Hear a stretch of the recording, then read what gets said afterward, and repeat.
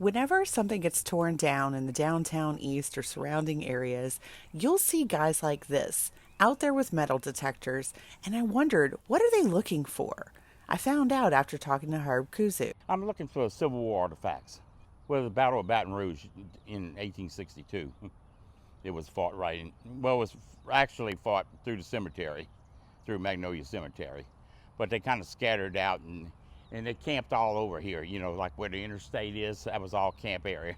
Some of it was pasture, but a lot of it was woods. The penitentiary was over there up to 12th Street, was like Florida to Laurel. And they camped on the outskirts of the penitentiary. So we come out here to look and see if we can find anything that they lost. Found belt buckles, breastplates from the Civil War, buttons, bullets. You find some neat stuff. I asked Herb how he got into relic hunting. It was kind of funny. I had a friend used to buy. I used to work in the theater, and he used to buy popcorn from me all the time. So he come to me one day and he just showed me a bunch of things that he found, and I said, that sounds cool. And so he said, well, if you get your machine, we can maybe hunt together. So I started hunting with him. It seems like they're always there as soon as something is torn down, so I asked him, how does he know? Well, I know the areas I wanted to get into, and I just kind of watch the areas.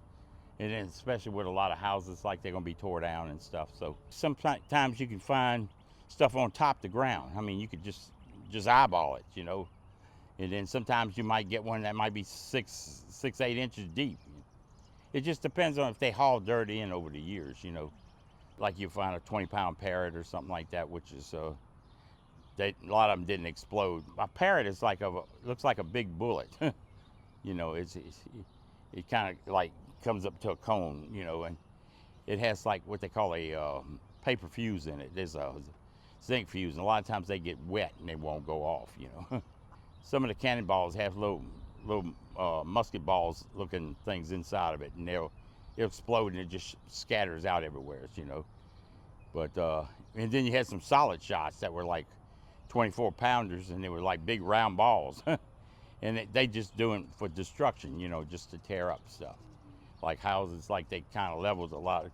They leveled a lot of it so that they would have way they can shoot, shoot back and forth to each other. So they kind of pretty much ruined the town by doing that.